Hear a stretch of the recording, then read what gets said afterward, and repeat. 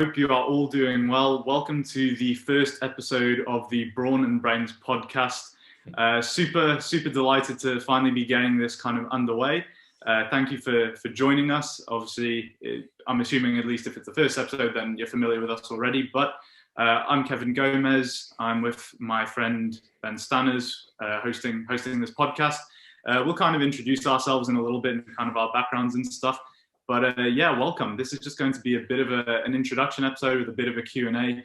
Give you sort of an overview of what we want to achieve and bring to you with this podcast now that we're finally getting around to it. And yeah, so I think just kind of going straight into it, obviously, Ben and I are natural bodybuilders.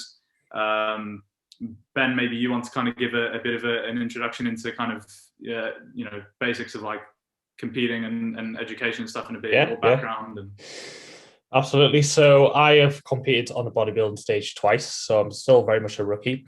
Despite the fact that I am a natural bodybuilder, I have chose to compete in untested federations every time, simply because it sounds cocky, and I have no right to say this, but because I just want a bit more of a challenge. Despite the fact that I haven't won yet, so maybe I'm stepping a bit outside of my realm there. But yeah, I've competed twice. First time was in 2017. That was at a PCA show, and then more recently in 2020 was at the Barbarian Classic.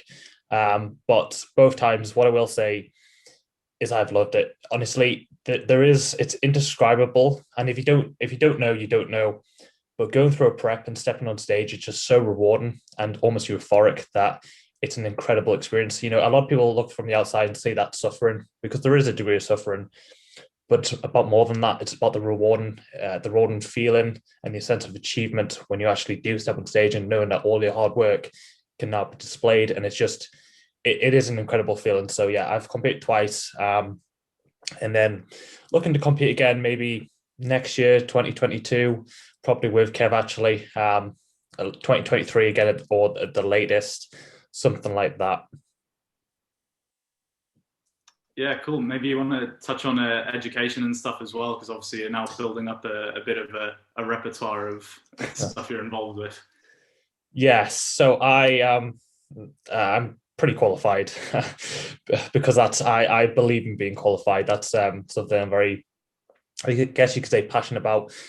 I just think this industry needs to be way more regulated, and the standard of industry needs to be higher. So I lead from the front, so to speak, and make sure that I am very qualified in myself. So first, I have the bog standard level 2 and level 3 PT qualification.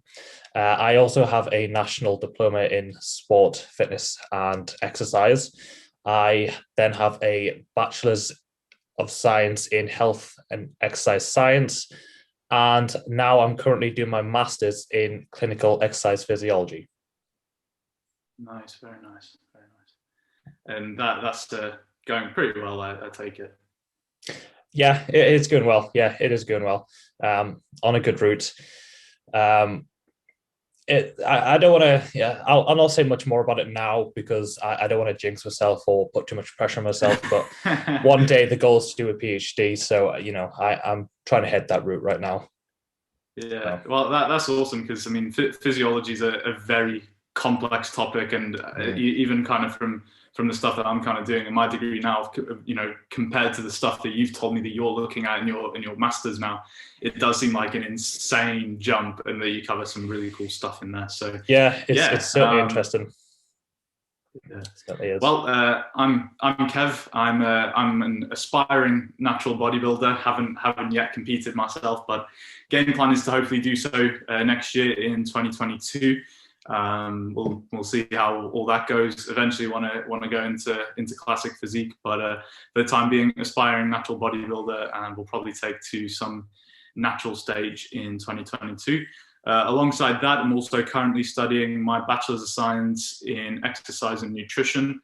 Would like to potentially take that further down the line, depending on kind of how life plays out over the next few years. I'm only in my first year. So I haven't really given as much thought to doing stuff like Masters or a PhD. But I guess we'll just kind of see how that develops. I don't have any sort of qualification in PTing or anything. It's just knowledge that I feel, unless one wants to be qualified to be able to train someone like one-to-one, is probably not something you need, because I mean, you'll probably agree with me, Ben, but it's pretty basic stuff, especially like considering that the first year of your degree is like level 4 technically. Yeah, it's stuff you will pretty much cover anyway. I've always been very, very open and said, like, a level 2 and level 3 PT is just not enough. It shouldn't be enough to make you qualified at all. It's very basic information, especially when you think you are dealing with someone's, a human. You are dealing with a human's body. You are dealing with a human's health. It's a complicated thing, and a level 2 and level 3 it realistically just isn't enough. And I've been very open about that, and I've said that many times. So realistically, the only reason you need it is from an insurance point of view, and that's probably it. I mean, you could argue it's a place to start, which is fair, but after that, there needs to be more. There needs to be more. Yeah. But with that being said, I think that brings us to stuff that we do like, and kind of how I do most of my learning, or at least how I kind of set out the guidelines for my learning, and that is things like scientific literature, and actually kind of reading studies and reading books and stuff like that, and stuff that kind of will usually go much further than the stuff that's included on these qualifications. So I guess that's probably actually a good way to kind of bring us to where we want to kind of take this podcast, and what we want to bring to you, the listeners or viewers, depending on kind of which medium you're viewing or listening to this on. So obviously Ben and I, as we mentioned, kind of one thing that we're really passionate about is kind of education and learning. Absolutely. And especially in an industry where the standard, as previously mentioned, is kind of qualifications which may or may not be sufficient. We'd like to kind of use this to bring you kind of our views on various topics, and try and educate when there are some very cloudy waters to try and navigate, particularly if you're a little newer to this stuff. So we want to try and cater towards a decently broad audience. So we will start out with kind of some more basic stuff regarding training, programming and stuff, and that's what next episode's actually going to be. So if you don't want to listen to Ben and I answering random questions and an introduction to the podcast, then feel free to sign out now and just join us next time for training programming. But we'll kind of go through, things relating to training, nutrition, lifestyle and habits, which is something that Ben and I are really kind of invested in and really passionate about. As kind of mentioned, we kind of derive a lot of our kind of views and stuff from the body of scientific literature, and obviously kind of combine that with anecdotal experience and stuff that we've kind of put into practice with our clients over time. And we feel that kind of combined with the science and then application is probably an equally good way to go about learning and getting a pretty solid and well-founded kind of view on things, as opposed to just what you may pick up from a qualification. I think that pretty much sums up where we kind of want to take this. So if you're interested in anything kind of bodybuilding and fitness related, whether that's building muscle, losing fat, training, nutrition, lifestyle and habits, and then obviously we'll be breaking this up with kind of some guest Q&As. We've already got a few good ideas of who we want to get on here, and some pretty awesome things that they'd be able to bring to you.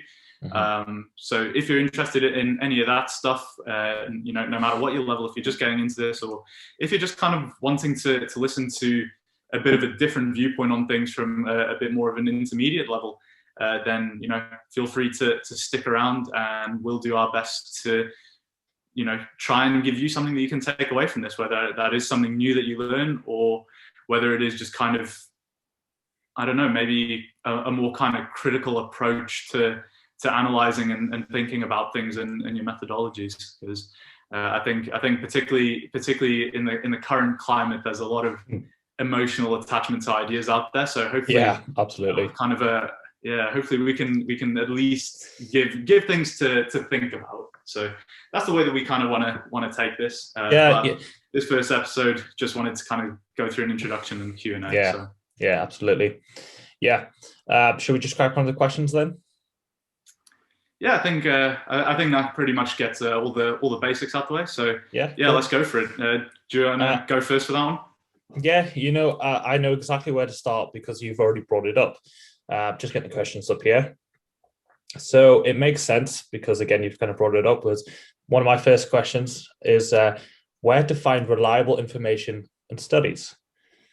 So we're going to do this in a way where, like, I'll give my viewpoint and then Kev will give his viewpoint and sort of vice versa.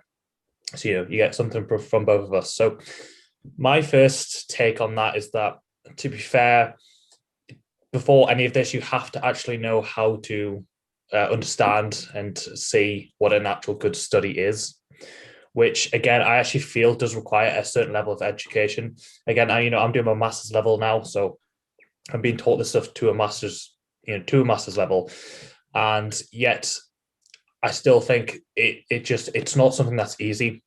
So, even the basics of, how a study is powered, what a confidence interval is, if that study is actually relevant to what you're looking for, if it's relevant to the population you're trying to apply it to, that sort of thing is really important to understand the basics of how a study actually works. Things like analysis techniques as well. It might sound like right now I'm overcomplicating it, but actually, because there's so many studies out there, you have to actually know what's a good study and what's not. And again, you might say, well, why would anyone create a bad study? Well, truth be told, time and money are two big limiting factors when it comes to research.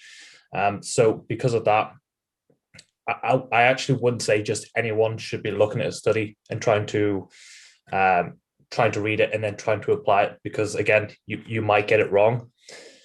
So I would say learn those skills of being able to, actually understand and read a study.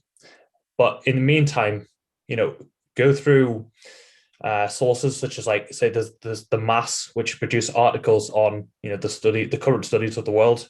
So going to, I think it's a website, going to websites such as Mass and, reading what they have to say from really, really smart people, such as, like, Eric Helms, who has a PhD, and they break down the studies in really easily digestible ways, so that you're not going to misinterpret anything, and then you'll have a better understanding of what that study actually says, and you actually get to see, the good studies and, not the bad ones, so to speak. So I know that's not maybe what someone wants to hear, because someone would rather just be able to read for themselves. But, like I say, truth be told, understanding and reading a good study, or differentiating between a good study and a bad study, is kind of a skill that you need to develop.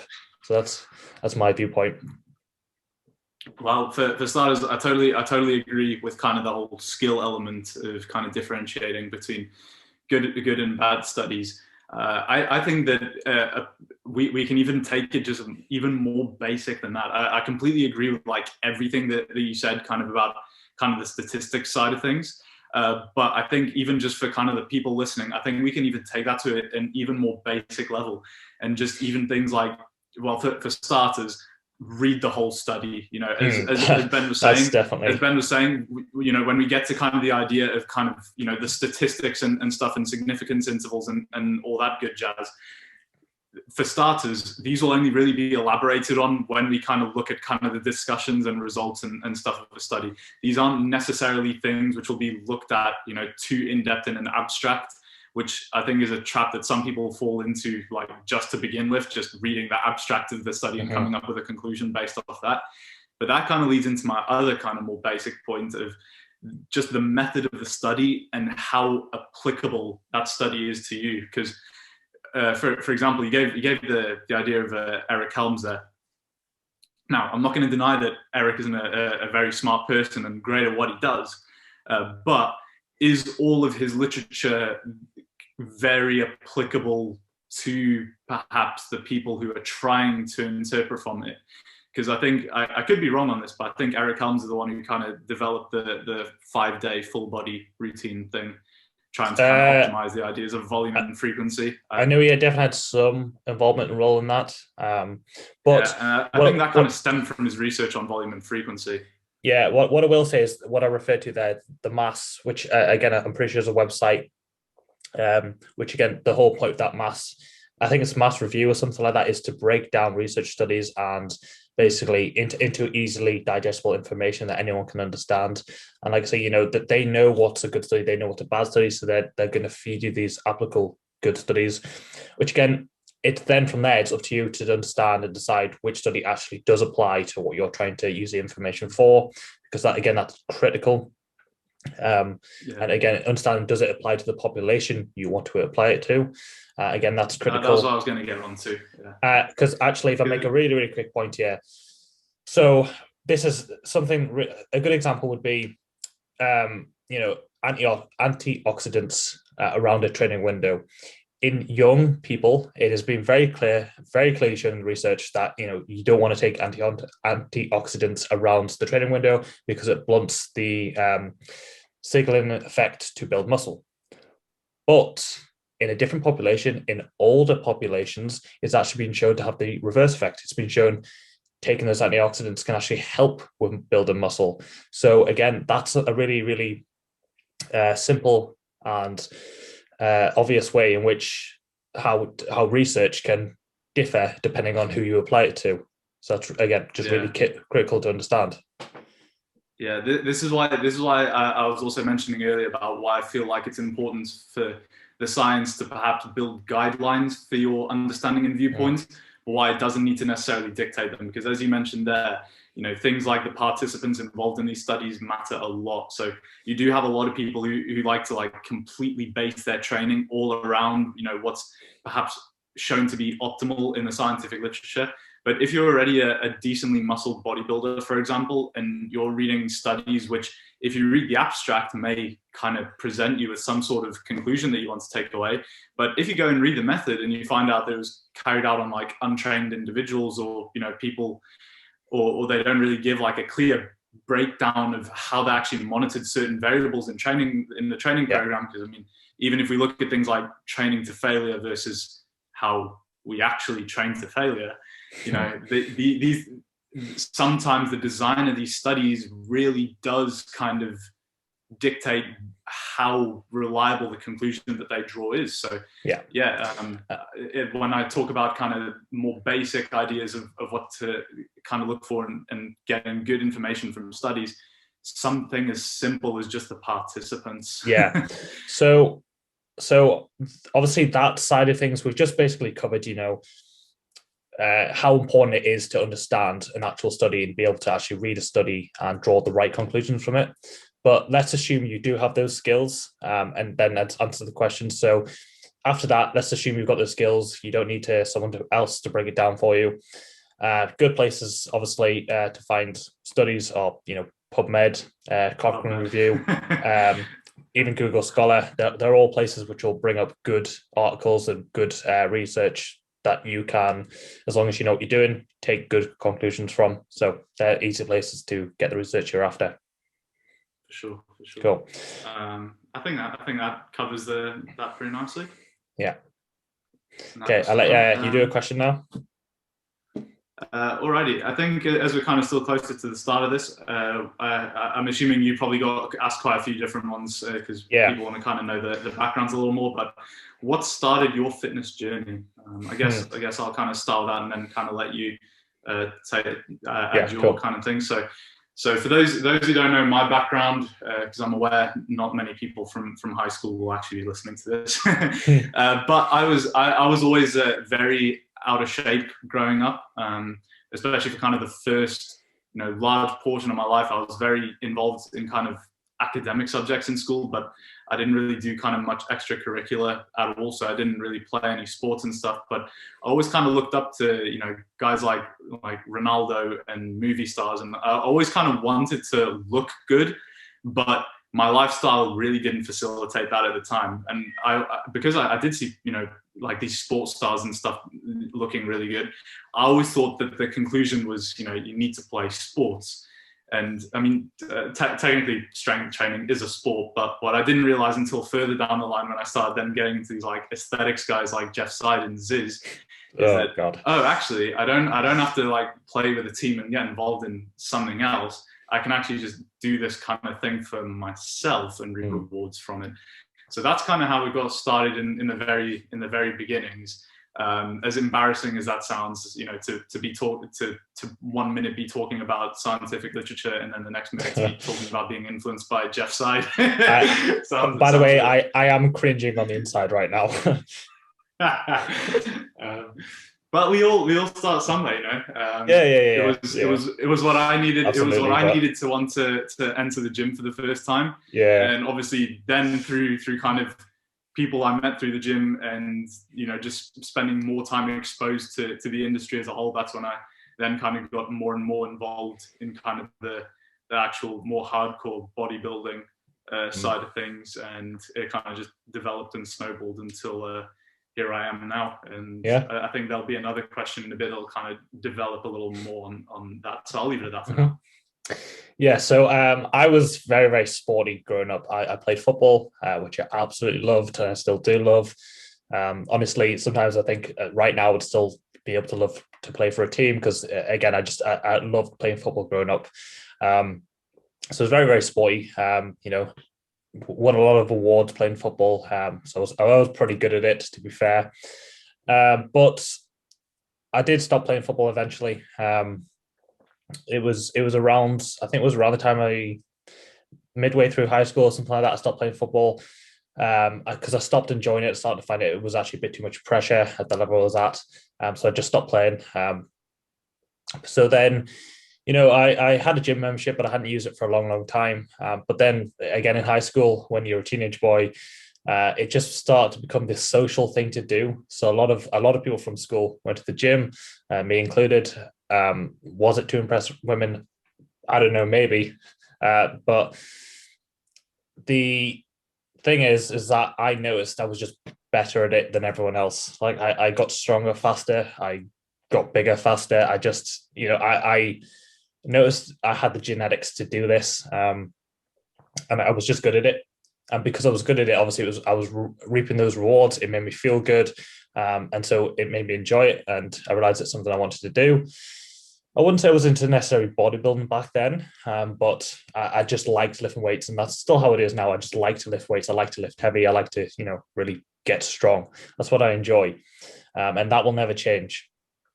But in terms of the bodybuilding side of things, I remember I did have a first training partner, someone who was actually from Germany, who came across here temporarily, and we started training together, and we were both pretty strong. We both pushed each other, and we started, he liked the bodybuilding side of things. He was asking me things about that. And then I started to look into it a bit more and start to just see what it was and start to, I still didn't plan on like competing or really getting in bodybuilding back then, but I just got introduced to it as the main thing. So obviously, lifting for a few years and then eventually just decided, I'm really into this. I'm pretty serious about it. Let's compete. Let's see how I do. Let's compete. And then obviously, like I say, in 2017, I competed for the first time.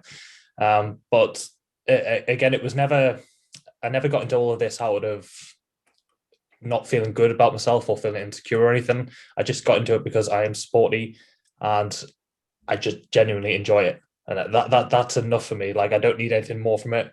That's why, I like to bodybuild, but I don't see myself necessarily as a bodybuilder. I just see myself as someone who likes to lift weights. And then from time to time, I will compete as well because I enjoy the competing side as well. Like I said before, it's a very rewarding thing to do. But yeah, that's pretty much how I got into it.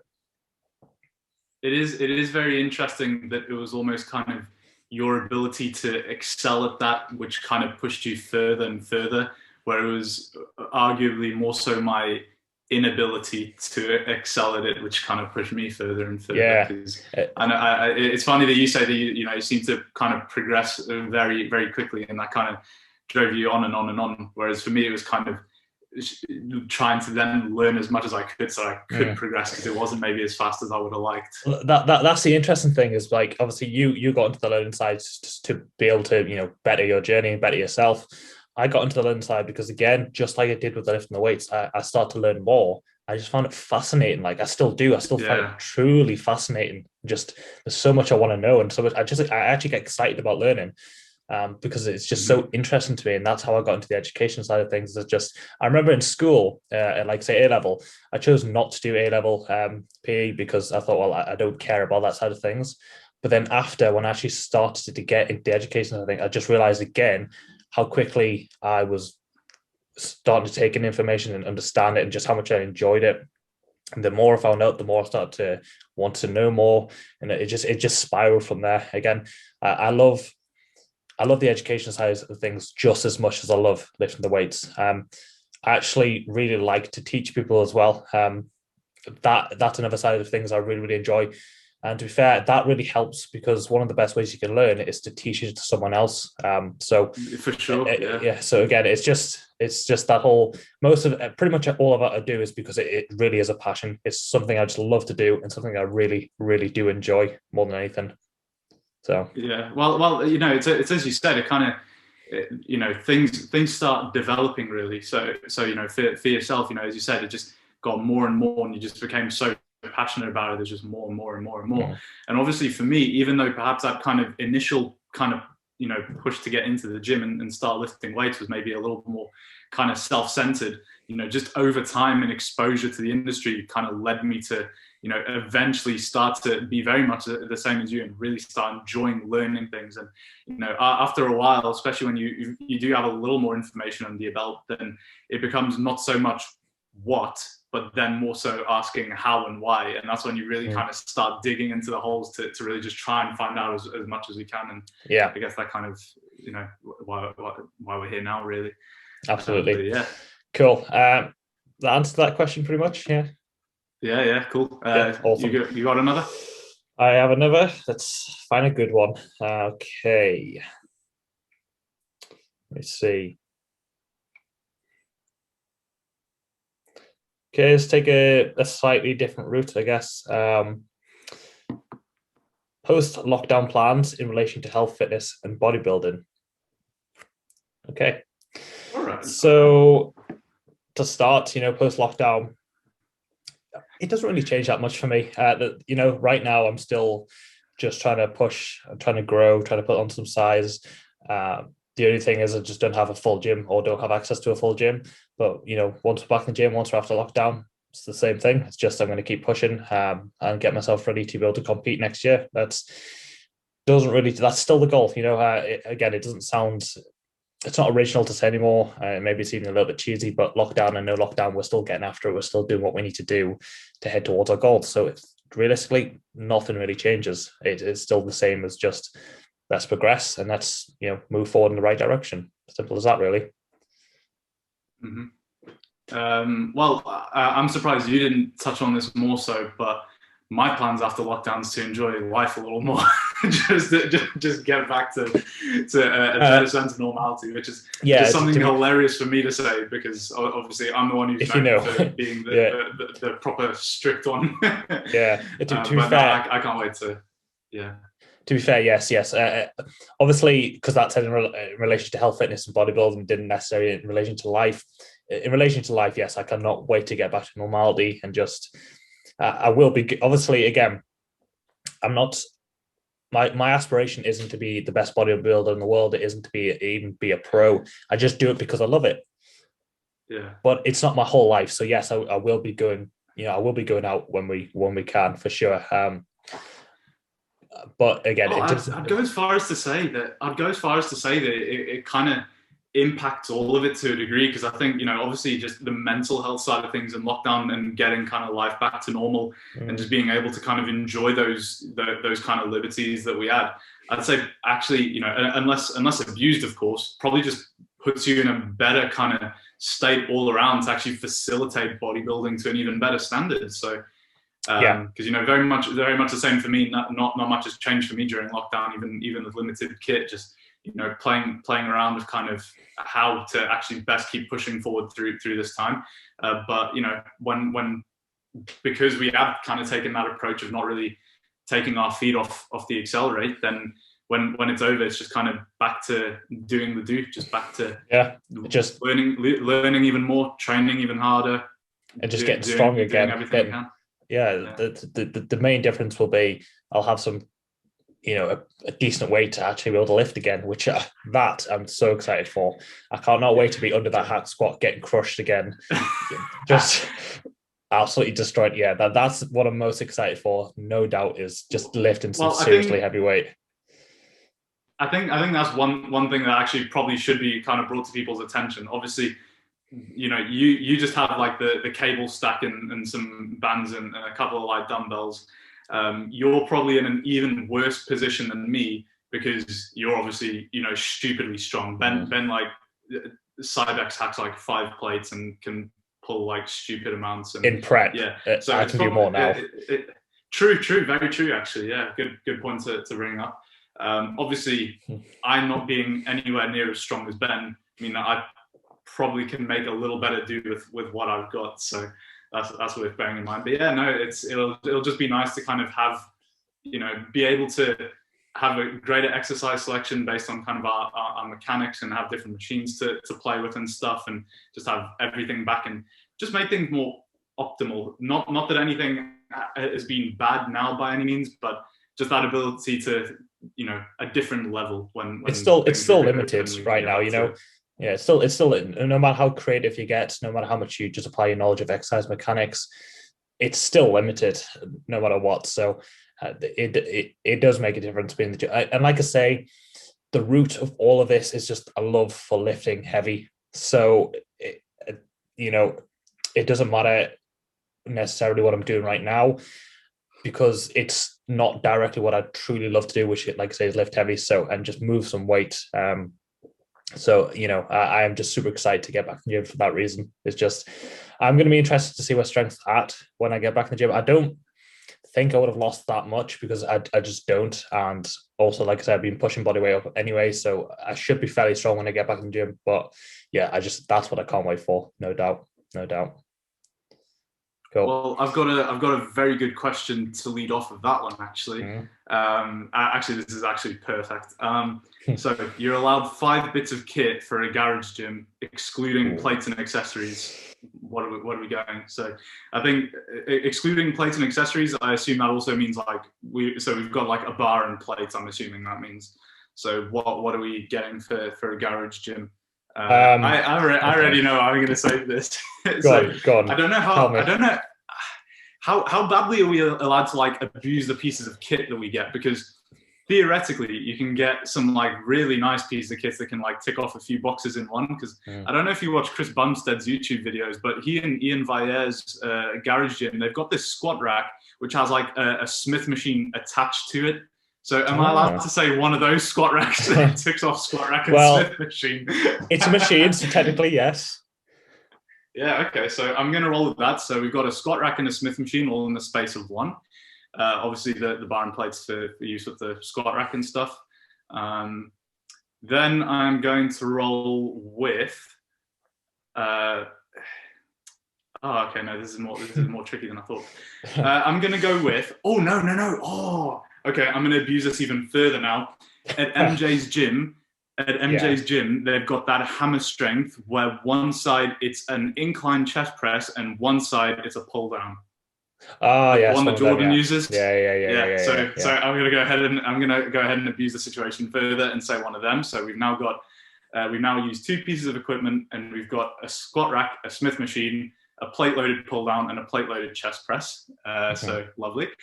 For number 3, I'm going to go with a prime hamstring curl. Yeah, I think that's got to be done. That if you've got your choice of ham curl, you're going to go prime, aren't you? Because then you've just got whatever you want. Key question: lying or seated? Oh, seated. Yeah, I was thinking I was going to say if you didn't say seated there, I was like, I'm leaving this podcast. Well, lying has its place, but if I had to choose one, and obviously seated is superior. Is definitely superior. No two ways about that. Okay, yeah. So should have specified prime seated leg curl. So 3 pieces of kit down. I'm gonna go ahead and be cheeky and say Cybex hack, of course. Actually, you know what? Maybe I won't. I'm tempted to say the Pinata hack simply because it's got longer like plate thingies, so you can fit more plates on there. Probably it's pretty much just as heavy as the Cybex. Yeah. Although it did say excluding accessories on it as well. It did say excluding accessories, so you could just have the gym pins already. Gym pin. Yeah. Okay. Good shout. Yeah. Either a Pinata or a Cybex hack squat. The Cybex is a little smoother feeling. The Pinata, I think you can get a little deeper, and as mentioned, you can also get more plates on there. The other advantage to the Cybex is the back support comes down a little further, so you don't have to worry about letting your hip shift back at the bottom. You don't have to worry about that. Yeah, one of those I can't make up my mind. I think that's 4. So now for my last piece of kit, probably a donkey calf raise, because I really need a calf focused meso. My calves are just appalling. So I'm going to be sensible and say a calf raise. Actually, no. What am I saying? No, a cable station. That's a must. Yeah, a cable station. Who needs my calves? My calves are never going to grow anyway. Who needs calves? Who needs calves? They're never going to grow. Yeah, right, what are you saying for 5? Well, obviously, the very first thing I'm getting is a hack squat. The first thing I'm getting is if people don't know, a hack squat is absolutely my favorite machine or just exercise in the gym. Period. I'm with you. Period. I absolutely love getting on hack squat, getting under some serious heavy weight and shifting it. That's my favorite thing to do. So, first thing is, like you say, is a Cybex or Pinata hack squat. Cybex is more infamous, but I'm used to a Pinata, so I don't know. One of the two. Maybe I'll just get both and just use 2 hack squats. So definitely hack squat. Definitely a cable machine, because if anyone on Instagram who follows me is watching this, you might have seen, I haven't shared that much, but I've got pretty creative and shown a lot of things you can do with a cable machine. So you can get a lot of different exercises out of that. But to be a bit cheeky and kind of do what you've done, it's got to be one that has a pull-up bar on it. So that's an option. Well, I was going to say that'd be on the squat rack anyway. Most squat racks have a pull-up bar anyway. So that's 2. Another one would be, it probably would just actually be just a Smith machine. I'm not that bothered about having the squat rack as well. Really? Fair play. Not that bothered. I guess if it's an option, I might as well take it, because at least it's an option that I have it available to me, but not that bothered about having it. Another would be, I'm kind of tempted to waste one and say like a dip machine, because I like to dip as well. But it's a bit of a waste because you're limited on how much you can really do with that. And then, lastly, probably, this is harder than you think. This really is harder than you think. I'm actually going through the gym right now. I'm just trying to think of different machines that is possible. Lastly, probably have to take. You're just gonna be cheeky and say something like a pendulum squat or something. Nah, it's gonna have to be a prime equipment, because again, prime equipment is just, I love prime equipment. Okay. Yeah, cool. Yeah. It'd probably have to be probably in a prime incline chest press, something like that. Yeah. Okay. Good or I would switch it and go for the what's the pull down? It's not prime. The really good pull down. It's what Nautilus pull down, or maybe the Nautilus pull down instead, because that's just a solid. And plus, my lats. It looks really nice. Yeah, my lats need to be wider, so maybe that's a better option. And I can still get an incline on the chest on the Smith machine anyway. So we'll go with the Nautilus pull down. Yeah. That's my 5. That's my 5. Good stuff. Okay. All right. I think that's pretty solid. Fair. We're going to be really cheeky. We're going to be really cheeky here, and Kev's going to join my social bubble, and we're going to put our gyms together, so it doesn't matter anyway.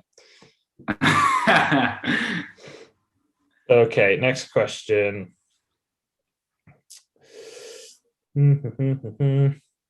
Okay, let's go with the bog standard, very generic question here. I'm sure you've heard this a million times before, but who in the fitness industry would you aspire to be like / inspires you, and why?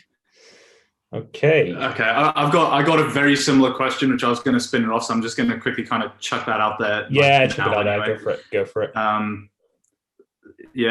I got asked oops. How big of an influence is Ziz in your life? Obviously, you mentioned that earlier, but yeah, I'll get to that in a bit. I'll let you go first because it's your question. So, who are your influences? Who do you aspire to be like, and why? First of all, not Ziz.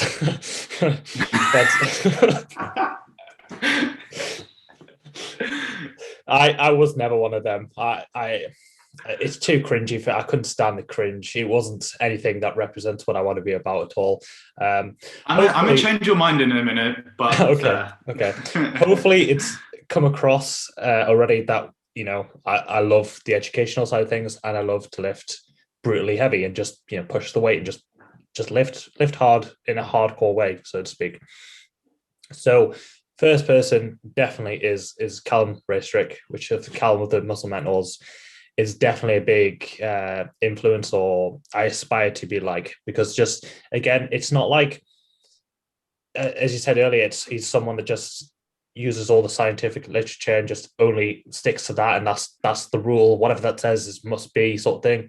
Is that mix of, you know, enough education and application of that education, which is key, with mixing it with just training brutally hard, doing the do, working hard, effort, that sort of thing. You know, he has that nice balance and mixture of the two aspects, and just comes together. And that's I love that. I really do love to see that.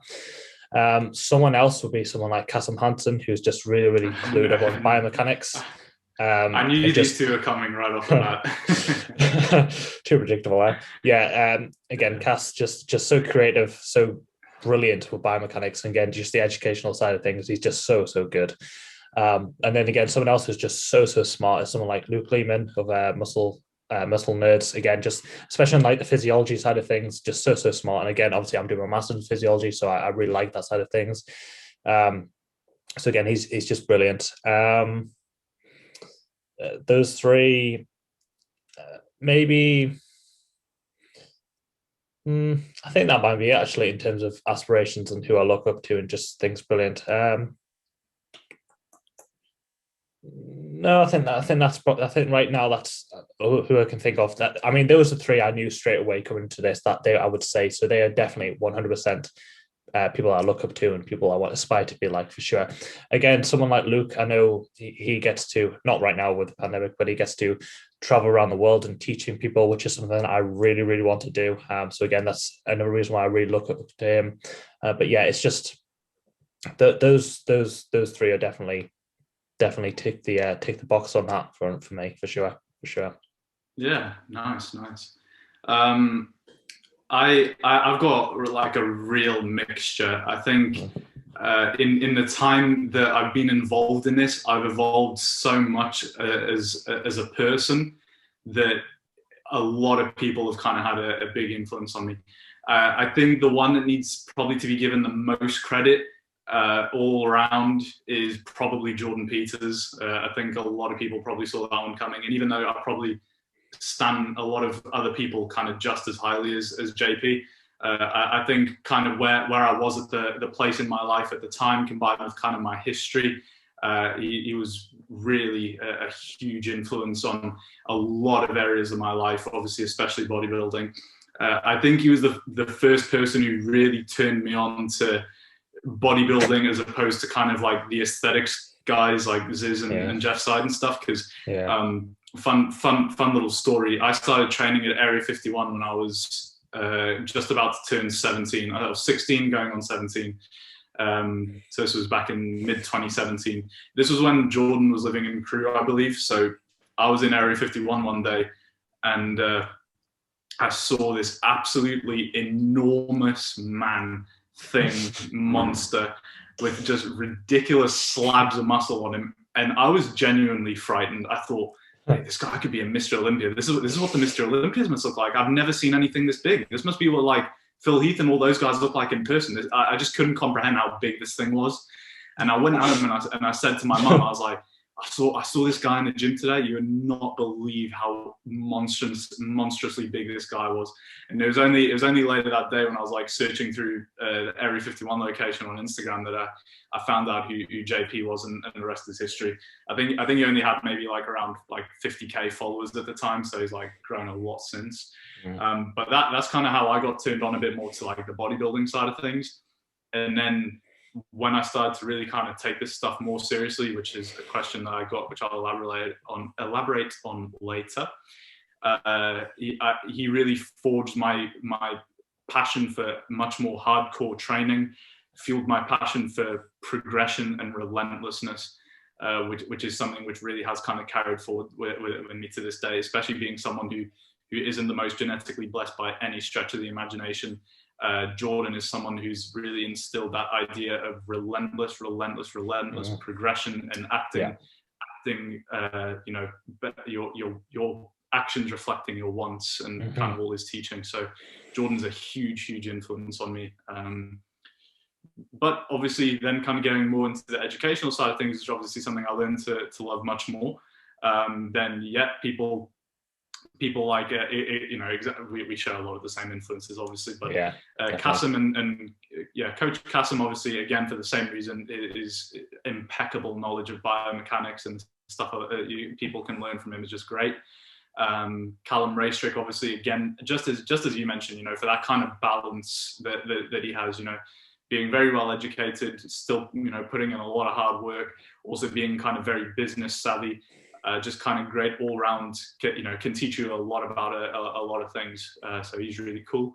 And then kind of the last shout out is going to be kind of the aesthetics guys, because they obviously influenced me from much earlier on. And even though I don't pay attention to them at all now, I also can't kind of forget where I came from, and have to kind of give that credit, because I think that's also what kind of sparked my love of building a good looking physique, which obviously you first see people like Ziz and Jeff Side, and then you kind of start getting into kind of bigger but still aesthetically pleasing guys like Arnold and all kind of the classic guys. So my beginnings obviously influenced where I ended up, so I've got to give credit where credit's due, and they're also still my reminder to kind of try and enjoy life a little more, because again, this is where I kind of aim to change your mind about the cringiness. Obviously, I think everyone knows me as the one in the group who's like arguably the most kind of serious about this stuff, never misses a meal, blah blah blah blah blah blah. But sometimes I do need to kind of remind myself to just relax a little more, and that's where kind of the influence of these guys sometimes just comes in a little more handy. So I gotta give credit where credit's due. So those are my influences. I agree. That's probably good for you, actually. I guess it does depend on, again, what your actual goals in life are. If you want to be Mr. Olympia, then realistically, can you go out and enjoy life with your friends? Like, say, going on a night out and drinking? Probably not very often at all. So it does depend what your goals are, to be fair. But again, for you, that side of things definitely is something that it's nice that you have a reminder. The thing is, it's as you said, if you want to be Mr. Olympia, then you can't do these things very often. And I think my problem is that in my kind of really hardcore relentless approaches, I'll just never do these things full stop. So that's why I need to kind of have these influences to remind myself that actually I can go out once in a blue moon, it ain't gonna kill me. Which I'm holding you to. Oh yeah, trust me. You never thought you'd hear me say this, but man, I could use a night out. COVID has done things. Cool. Okay. I think that wraps that up. Do you want to get the next question? Yeah. I think one kind of leading on from that pretty nicely is, I also got to ask main inspiration, so I guess that kind of ticks that off. One that leads on quite nicely. I'm saying that is a box ad generic question, isn't it? Like, we're both going to get that, no doubt. One that I got asked was, at what point? Wait, hang on, where is it? Where did I put it? When did fitness and bodybuilding cease to become a side hobby and become a lifestyle? What changed? So I think if I'm going to answer this like very bluntly, I'm going to go ahead and say when I quit my job and decided to start studying so I could focus on bodybuilding. That was probably definitely the kind of when I kind of thought, screw working, I'm going to go focus on bodybuilding and study as a means to achieve that. But more kind of seriously, I think it's still kind of linking back a little more to kind of the whole job and working 9 to 5 thing. Obviously, in mid 2019, I started, well, at the start of 2019 academic year, September, I started doing a degree apprenticeship with a big four finance firm. And I think through that lifestyle, I was already very much into training because I'd had kind of a very kind of dark episode in my life prior, which was what really kind of fueled me, along with those characters like JP, to really kind of have a real why in my bodybuilding. And that's probably why I do act like a bit of a maniac in the gym sometimes. But through that kind of working lifestyle is when I kind of realized there must be more to life than this. I hate to sound like cringy, but it just wasn't for me. So I thought there's something else I need to do with this. And combined with kind of just through kind of my personality evolving and stuff and becoming much more serious in my approach to bodybuilding, I think that's when I really started to, train kind of insane, become obsessed with learning more and more and more. Obviously, just a few months down the line, I met you, so that probably kind of catalyzed the process, and it just became kind of more and more serious after that. I can't say that it was like a side hobby at any point. Like, I was always decently involved in it. Like, I think if you're training like 6 times a week, you can probably still call it more than a side hobby, even if it isn't kind of your life. But kind of when it started to become like everything to me, and when I started to like live and breathe bodybuilding, was probably kind of around like late 2019 when I kind of started having enough of everything else in life. Well, for me, it's a little bit different. Like, again, I don't actually see myself as a bodybuilder. I'm just a guy who loves to lift weights, loves to lift heavy, and is pretty good at it, to be honest. It does kind of come down to my goals and aspirations. Again, I don't want to be a pro or Mr. Olympia or anything like that. I just enjoy it. So it's not that it's a side hobby, because again, a lot of my life is dictated towards bodybuilding. I train hard. I, eat my meals, eat what I need to eat, that sort of thing. But it's more so just out of enjoyment. This is a lifestyle that I like to live, but it isn't my life. It isn't my whole life. This is why I'll happily go on nights out, go to social events, that sort of thing, because I want to do both. And again, that comes with the caveat of accepting the fact that it means I'll never be a great bodybuilder. I'll be decently good, because again, it's 70%, 80% of the time, that is what I'm doing, sort of thing, or my actions reflect that, but not 100% of the time. So it's not, side hobby is the wrong word, because it's not a side hobby, but it's not my whole life either. It's just something I enjoy doing, and that's just really the best way I can put it, to be honest. So, yeah. Fair play. Next question from yourself. Okay, let's have a look. Let's go to something a little bit different. Okay, GVT, which is German volume training, versus 5x5 for size and strength. So not one, not the other, but size and strength. Okay, so GVT, or German volume training, as I said, is basically a 10x10 versus a 5x5. That's kind of the simplest way to look at it. 10, or the 10x10 or the 5x5, meaning 10 sets by 10 reps. So for size and strength all day, I'm definitely pick the 5x5, no doubt. Without a doubt. Without a doubt. Because, 5x5 is enough to elicit hypertrophy, because you can achieve hypertrophy in pretty much any rep range.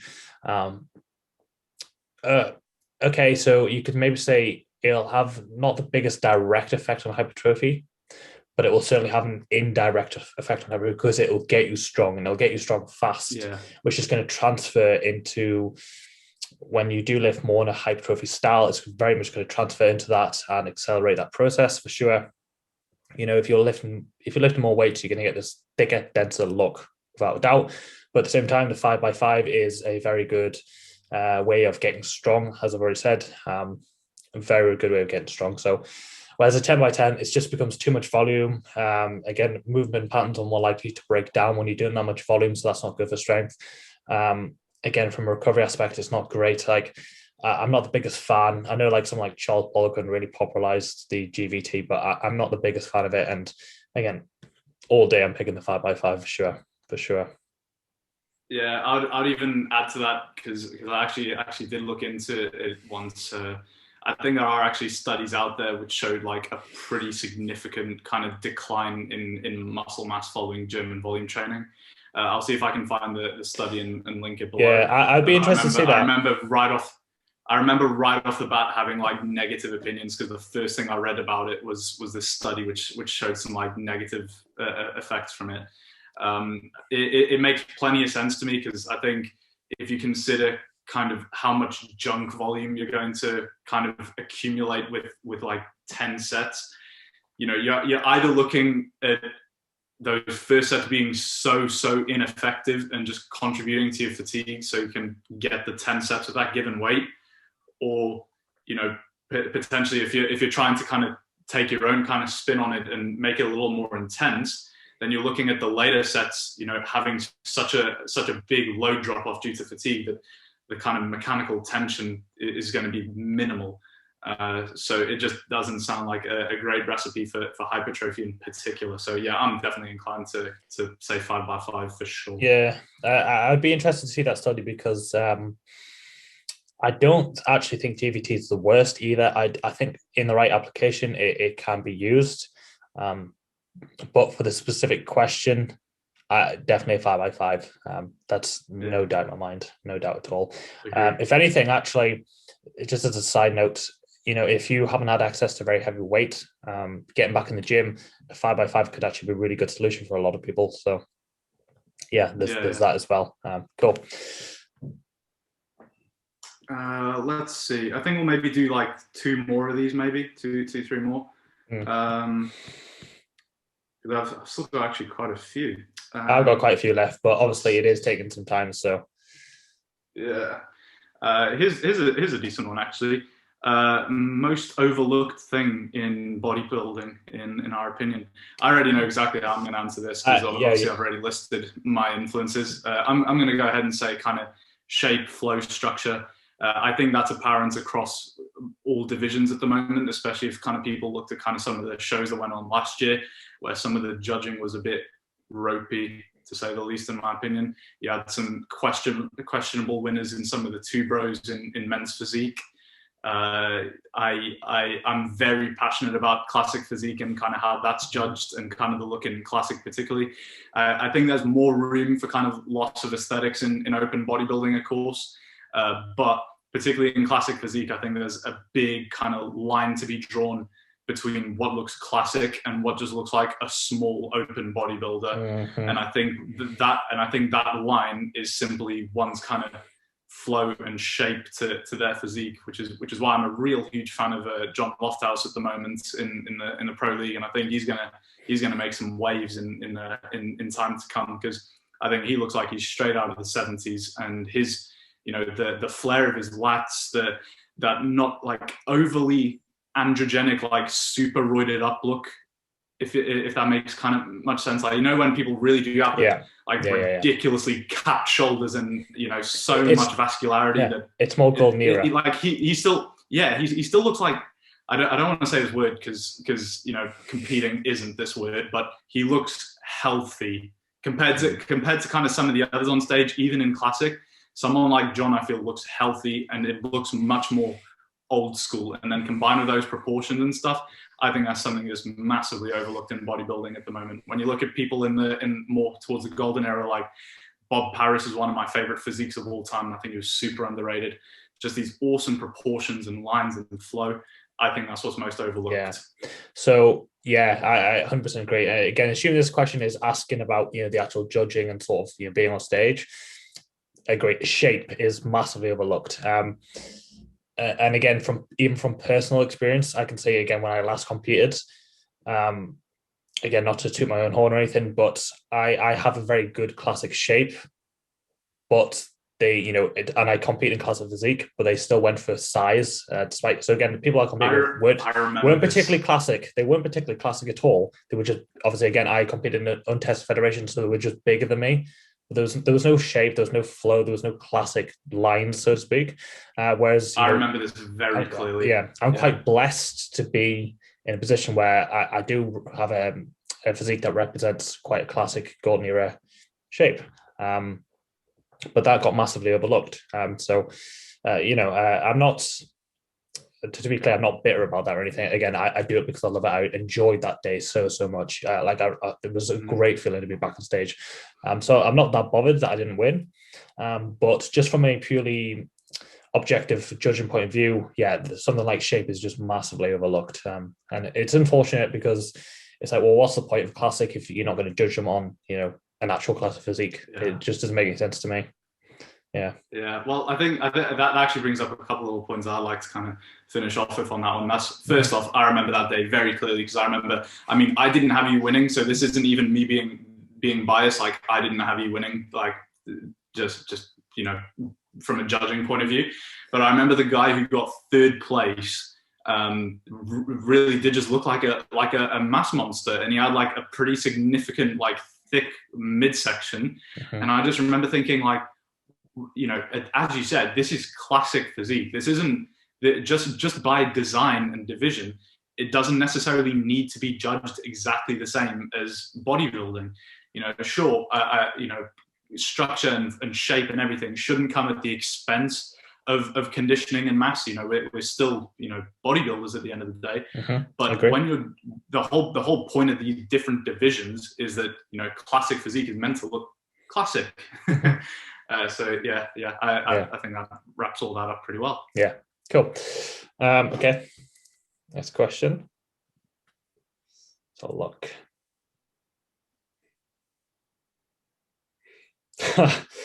Okay. How do you? I'll try and get through this without. How do you keep yourself so? How to keep yourself so symmetrical considering your right arm does most of the work? Well, sometimes I like to switch it up using my left. Assuming you are talking about writing with a pen, right?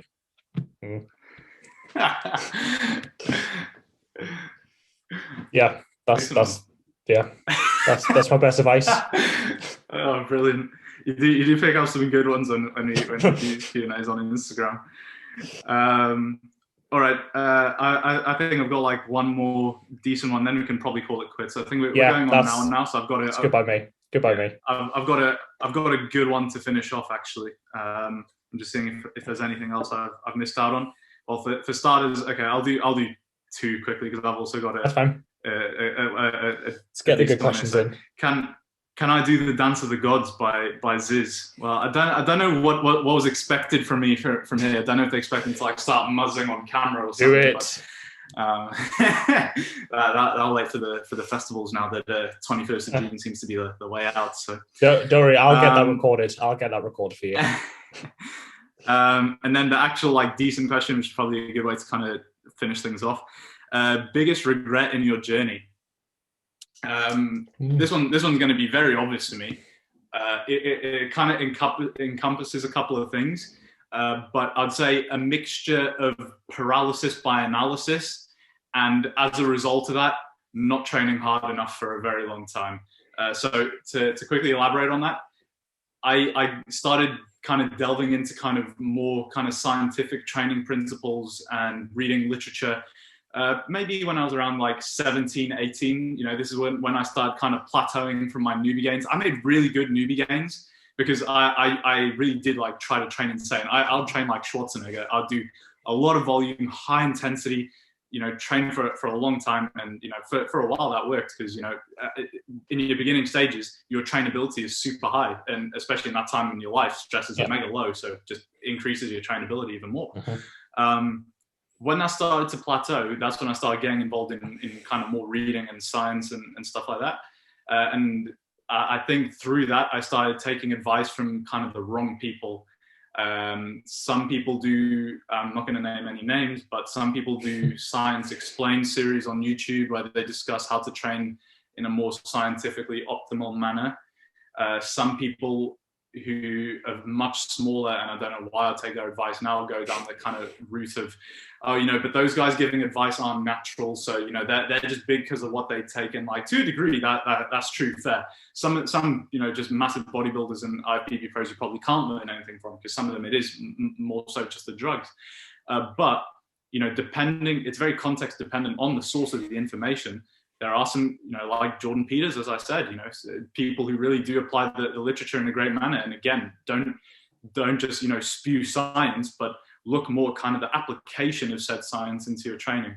So I think paralysis by analysis and trying to be too optimal led me to kind of favor training principles which were less applicable, and led to me ultimately just training like a sandwich for a bit of time. And that was a bit of a delay on progress. So I think pretty much for like late 2018 through to like mid 2019, I didn't see significant progress, particularly in that kind of time span. So when I started training much harder, that's when I kind of rectified. But that's my regret, because that was just a ton of wasted time. And I'm not eating enough. Jesus Christ, I was so shredded in that time.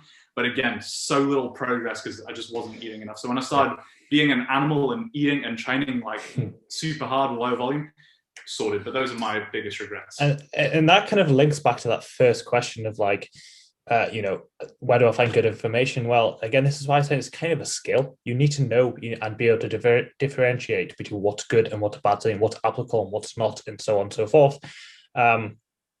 Because if you don't, that's when, unfortunately, mistakes like you've made can happen, because you didn't understand what was actually what the good information was, and then how to actually apply that, and if it was applicable in the first place to yourself, and it resulted in wasted time. And you know, that's kind of very nicely stems to the point of why I said that in the first place. And you know, in a nice way, it sort of brings things full circle in terms of this Q&A.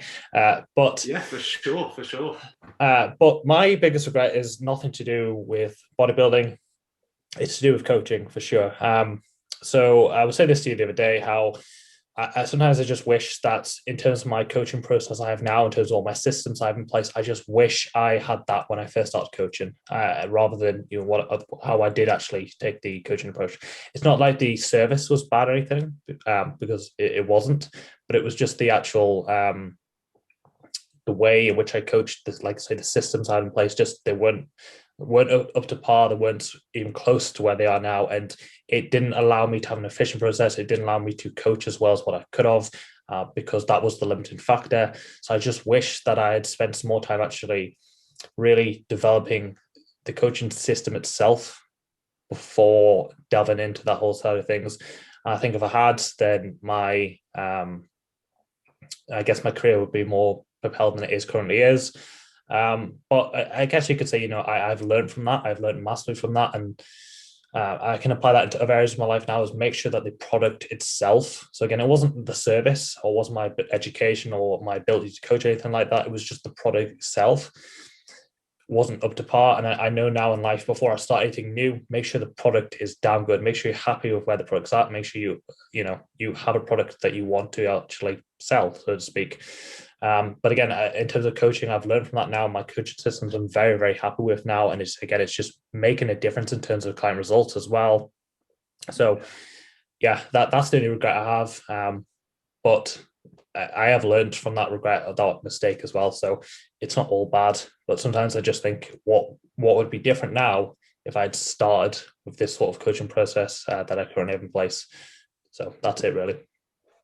Yeah, no, that's a pretty decent one.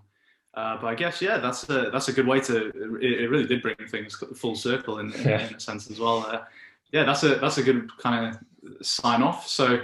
Okay. Yeah, I guess that kind of thanks for everyone massively. You know, big thanks to everyone who contributed questions. We'll be doing more. Yes, thank you very much. Thank you very much. Yeah. Good questions. Thank you for contributing, because again, it doesn't just help you, but it helps us as well, because it's allowed us to make this episode. So thank you very much indeed. Again, we'll be doing more future Q&A questions with ourselves, but also with guests as well. So yeah. If you've made it this far, thank you very much for listening. That is also massively appreciated.